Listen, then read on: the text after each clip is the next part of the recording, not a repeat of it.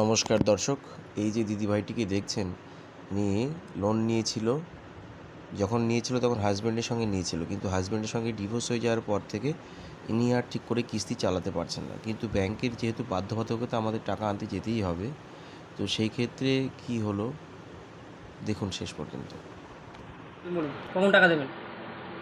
আমি এখন দিতে পারবো না, এই মাসে আমি দিতে এই মাসে বলতে এই মাস তো আর দুদিন বাকি আছে, কবে দেবেন? কখন দেবেন বলুন? ওই মাসে 10 তারিখ ছিল আমি দিতে পারবো। দেখুন ম্যানেজার হয়ে দরজার সামনে স্যার বসে রয়েছে। কি বলতে চাচ্ছেন বলুন, কখন টাকা দেবেন সেটা বলুন। সবাই দেখছে এখানে হেড আমি দিতে পারবো না। মাথা ঠিক আছে? মাথা ঠিক আছে?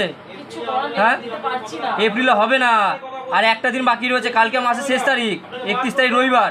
এই মাসের ভিতরে টাকা দিতে হবে। আমি এই মাসের ভিতরে আমি দুদিন রয়েছে, আমি তা দুদিন তাহলে আপনি ই করেছেন করেননি কেন? সারা মাসে কি ঘুমিয়েছিলেন নাকি সারা মাস ধরে? আমি যেটুকু পেরেছি সেটুকু দিয়েছি। সেটা কোন মাসে দিয়েছিলেন? কোন মাসে দিয়েছিলেন? কত টাকা কিস্তি ছিল? 2300। কত টাকা দিয়েছেন? 1000 টাকা দিয়েছেন। তাহলে 1000 টাকা দিয়ে আপনার কিস্তি মাফ হয়ে গেল? সারাটা মাস ধরে কি মানে হচ্ছে যে কথা না বললে অনেক কথা বেরিয়ে যাবে। আপনি যা খুশি বলুন, যা খুশি করুন, আমি দিতে পারবো। এটা মারেন ধরেন যা খুশি করুন। আপনি কবে টাকা দেবেন সেটা বলুন, কখন টাকা দেবেন?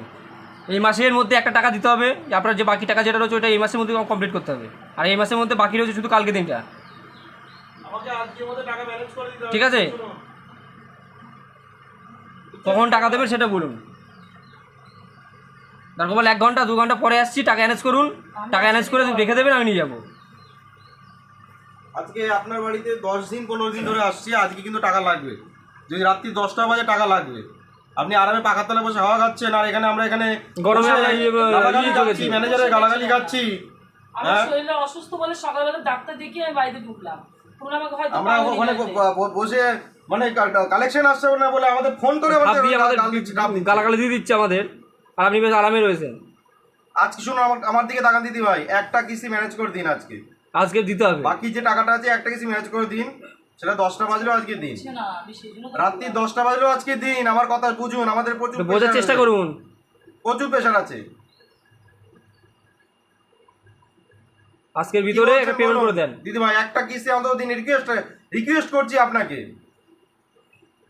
এর থেকে ভালোভাবে বলতে পারবো না। আপনাকে রিকোয়েস্ট করছি, আজকে একটা কিস্তি আপনি দেন। 6টা বাজুক 7টা বাজুক 8টা বাজুক, আজকের ভিতরে একটা কিস্তি ব্যবস্থা করে দেন আজকে।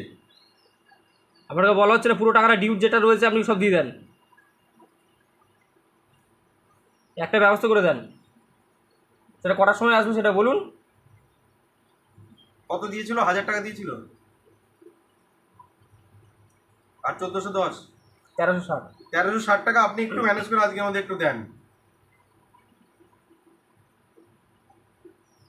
কখন আসবে বলুন? আমি বলতে পারছি না, তাও তোমরা একবার ঘুরে আসো। আমি ঘুরে আসবো তো কটার সময় আসবো? 2টো 3টে 4টে 5টা কটার সময় আসবো? আমার রিকোয়েস্টে রাখুন, একটা কিস্তি মানে বাকি যে টাকাটা যে একটু ম্যানেজ করে দেন, আমার রিকোয়েস্টে রাখুন। একটা ম্যানেজার এসে আপনার বাড়ি বলছে, যখন এতক্ষণ ধরে বলছে, রিকোয়েস্টটা করছে আপনাকে। দিদি রিকোয়েস্ট করছি আপনাকে, আমার রিকোয়েস্টটা শুনুন দয়া করে। কটার সময় আসবো একটু বলুন। সেটা বলুন, কটার সময় আসবো? 8টার দিকে আসো, আমি চেষ্টা করছি পারি কিনা। 8টার সময়? ঠিক আছে, ওই এসএম ঠিক আছে, শুনেছে। 8টার সময়তেই আমরা আসবো, কিন্তু টাকাটা একটু গুছিয়ে রাখবেন। স্যার শুনে নিলেন, 8টার সময় আসবে। 8টার সময় টাকা দেবে দিদি। নাম হচ্ছে মাধবী দুর্লভ। না পারি এখন কি করব? পরে 8টার সময় অত রাত করে আর যাওয়া হয়ে ওঠেনি। পরের দিন যখন আমরা সকালবেলা সেখানে যাই, তো কাস্টমার তখনও টাকা রেডি গুছিয়ে উঠতে পারেনি এবং আমাদেরকে খালি হাতে ফিরে আসতে হয়। এই হচ্ছে ঋণের জালে মানুষ।